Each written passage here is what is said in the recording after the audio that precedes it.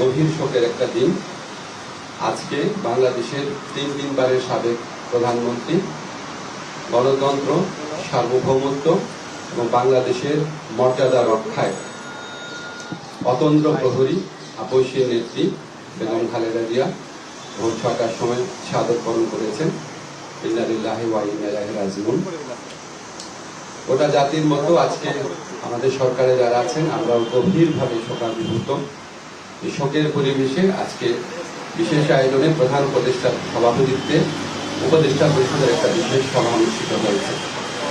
সভার শুরুতে সাবেক প্রধানমন্ত্রী বেগম খালেদা জিয়ার মৃত্যুতে দাঁড়িয়ে 1 মিনিটের নীরবতা পালন করা হয় এবং তার আত্মার মাগফিরাত কামনা করে মোনাজাত করা হয়। মোনাজাত পরিচালনা করেন আমাদের ধর্মমন্ত্রী। সবাই বেগম জিয়ার মৃত্যুতে আগামীকাল থেকে 3 দিনের জন্য রাষ্ট্রীয় শোক প্রস্তাব গৃহীত হয়েছে এবং আগামীকাল সাধারণ ছুটির ঘোষণার সিদ্ধান্ত হয়েছে। সবাই বেগম জিয়ার মৃত্যুতে একটি শোক প্রস্তাব গৃহীত হয়। শোক প্রস্তাব পাঠ করেন আমাদের তথ্য ও পরিবেশ উপদেষ্টা। সবাই সিদ্ধান্ত হয় যে বাংলাদেশে যত দূতাবাস আছে পৃথিবীর বিভিন্ন প্রান্তে সেখানে শোক বই খোলা হবে। সভায় বিশেষ আমন্ত্রণে অংশ নেন বিএনপির মহাসচিব জনাব মির্জা ফখরুল ইসলাম আলমগীর। তিনি সাবেক প্রধানমন্ত্রী বেগম খালেদা জিয়ার পক্ষ থেকে, খালেদা জিয়ার পরিবার, বেগম এবং দলের পক্ষ থেকে অন্তর্বর্তীকালীন সরকারের প্রতি কৃতজ্ঞতা প্রকাশ করেন এবং বেগম জিয়ার নিরাপত্তা সহ সকল ক্ষেত্রে প্রয়োজনীয় সহযোগিতা প্রদান করার জন্য ধন্যবাদ জানান। মির্জা ফখরুল ইসলাম আলমগীর সাহেব আমাদের সভাকে অবহিত করেন যে আগামীকাল বুধবার বাদ জোহর জাতীয় সংসদের দক্ষিণ প্লাজা এবং এর সংলগ্ন মানিক মিয়া এভিনিউতে বেগম খালেদা জিয়ার জানাজা অনুষ্ঠিত হবে। জানাজার পর তাকে শহীদ রাষ্ট্রপতি, বীর মুক্তিযোদ্ধা রাষ্ট্রপতি জিয়াউর রহমানের পাশে দাফন করা হবে। ওনার দাফন করা হবে শহীদ রাষ্ট্রপতি জিয়াউর রহমানের পাশে। আজকে সবাই বেগম জিয়ার দাফন এবং জানাজা সম্পর্কিত বিষয়ে সরকার সব ধরনের সহযোগিতা প্রদান করবে বলে জানিয়েছেন মাননীয় প্রধান উপদেষ্টা। মাননীয় প্রধান উপদেষ্টা ডক্টর মোহাম্মদ ইউনূস সভায় বেগম জিয়ার বিষয়ে বিভিন্ন স্মৃতিচারণ করেন। একটা কথা বলতেই হচ্ছে যে উনি আমাদেরকে মনে করিয়ে দেন শেষ যখন দেখা হয়েছিল বেগম জিয়া ওনার সাথে একান্তে অনেকক্ষণ কথা বলেছিল। আপনারা জানেন সেনা সদরে যে অনুষ্ঠিত হয়েছে প্রোগ্রাম, সেখানে উনি অত্যন্ত উৎফুল্ল ছিলেন, সবার সাথে কথা বলেছেন এবং উনি স্মৃতিচারণ করেছেন মাননীয় প্রধান উপদেষ্টা। এবং উনি এটা বারবার বলেছেন যে আজকে এরকম এক জাতির এই বিশেষ মুহূর্তে আমাদের বেগম খালেদা জিয়ার উপস্থিতি অনেক প্রয়োজন ছিল। ওটা জাতি ওনার জন্য দোয়া করেছে, আল্লাহর ইচ্ছা উনি চলে গেছেন।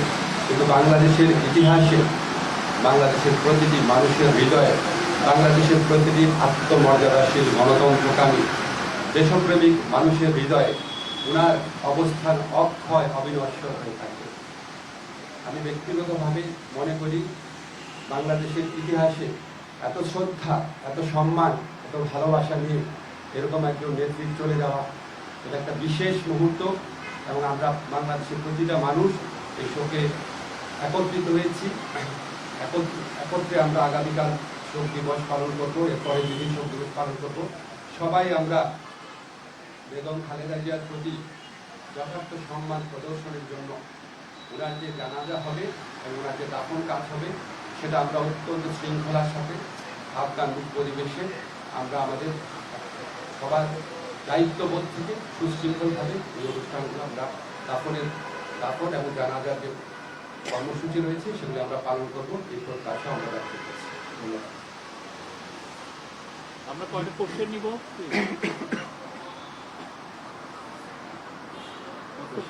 মল্লিক আমার প্রশ্নটা হচ্ছে যে সবই আপনি বলবেন সকাল থেকে আরো বলা হয়েছে মিনিটে আপনারা জানাবেন সরকার এবং বিএনপির পক্ষ থেকে বলা হয়েছে। আমার একটা প্রশ্ন হচ্ছে যে মানুষজন বলছে যে খালেদা জিয়াকে মানে মারা যাওয়ার মধ্য দিয়ে প্রমাণ করতে হয়েছে যে তিনি আসলে অসুস্থ ছিলেন। আপনি এর আগে সবচেয়ে বেশি সোচ্চার ছিলেন, তাকে বিদেশে পাঠানো, তার শারীরিক অবস্থা এবং এই সরকার আসার পরে তাকে আসলে অতি গুরুত্বপূর্ণ ব্যক্তি হিসেবে বর্ণনা করা হয়েছে। কিছুটা তো নির্দয় আচরণ হয়েছিল আগের সময়। আপনি আগের সময় নির্দয় আচরণের কথা বললেন, ওনাকে একটা প্রহসনমূলক রায়ে ওনাকে জেলখানায় পাঠিয়ে অকথ্য নির্যাতন করা হয়েছে। বেগম খালেদা জিয়াকে যেই মামলায় দোষী সাব্যস্ত করা হয়েছে, এটা যে প্রহসনের একটা রায় ছিল, এটা যে একটা সম্পূর্ণ সাজানো রায় ছিল, এটা আমাদের সর্বোচ্চ আদালতের আপিল এবং রিভিউয়ের মধ্যে দিয়ে প্রমাণিত হয়েছে। সর্বোচ্চ আদালত সুপ্রিম কোর্টের আপিলের ডিভিশনের রায়ের মধ্যে বারবার বলা হয়েছে যে বেগম জিয়াকে যেই মামলায় সাজা দেওয়া হয়েছে সেটা সম্পূর্ণ রংলি, উদ্দেশ্য প্রণোদিতভাবে, জিজ্ঞাসা প্রসূতভাবে ওনাকে সাজা দেওয়া হয়েছিল। ওনাকে জেলখানায় বিভিন্ন সময় যেভাবে নির্যাতন করা হয়েছিল, ওনাকে আমরা হয়তো এত তাড়াতাড়ি হারাতাম না। আমি ব্যক্তিগতভাবে মনে করি বেগম জিয়ার এই মৃত্যুর পিছনে ফ্যাসিস্ট যে প্রধানমন্ত্রী ছিলেন শেখ হাসিনা এবং ওনার যে সরকার আছে, অবশ্যই তার দায় রয়েছে। মারুফা,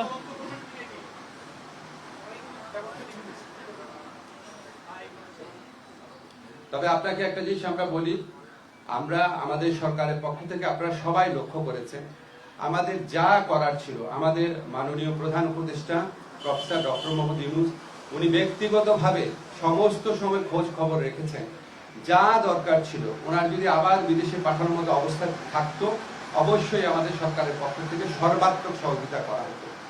উনি ব্যক্তিগতভাবে এই জিনিসগুলোর খোঁজ খবর নিয়েছেন। আমাদের দুর্ভাগ্য, আমরা হয়তো বেগম খালেদা জিয়াকে বছর খানেক বা বছর দুয়েক আগে যদি আমরা হয়তো পেতাম, হয়তো আমাদের পক্ষে কিছু একটা করা সম্ভব ছিল।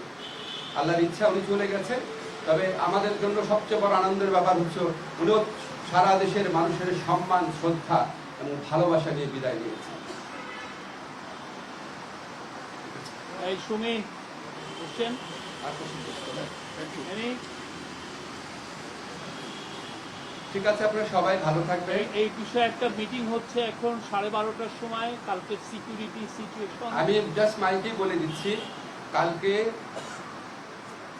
মাননীয় প্রধান উপদেষ্টার নির্দেশক্রমে আগামীকাল জানাজা এবং দাফন অনুষ্ঠান সার্বিকভাবে কোঅর্ডিনেশন করার জন্য 12:30টার সময় এখনই আমরা স্বরাষ্ট্র মন্ত্রণালয়ে বসছি। এছাড়াও বিভিন্নভাবে কোঅর্ডিনেট করা হচ্ছে। আমরা চাই এই আগামীকালের যে জানাজা এবং দাফন, এটা যেন সুশৃঙ্খলভাবে অনুষ্ঠিত হয়। আপনারা সবাই সহযোগিতা করবেন। আপনারা গণমাধ্যম এই স্বৈরাচারী ফ্যাসিস্ট সরকারের পতনের পর যেভাবে সরকারকে বিভিন্ন কাজে সহযোগিতা করছেন, আমরা সত্যি কৃতজ্ঞ। আগামীকাল ইনশাআল্লাহ আমরা আপনাদের সহযোগিতা পাবো। ধন্যবাদ।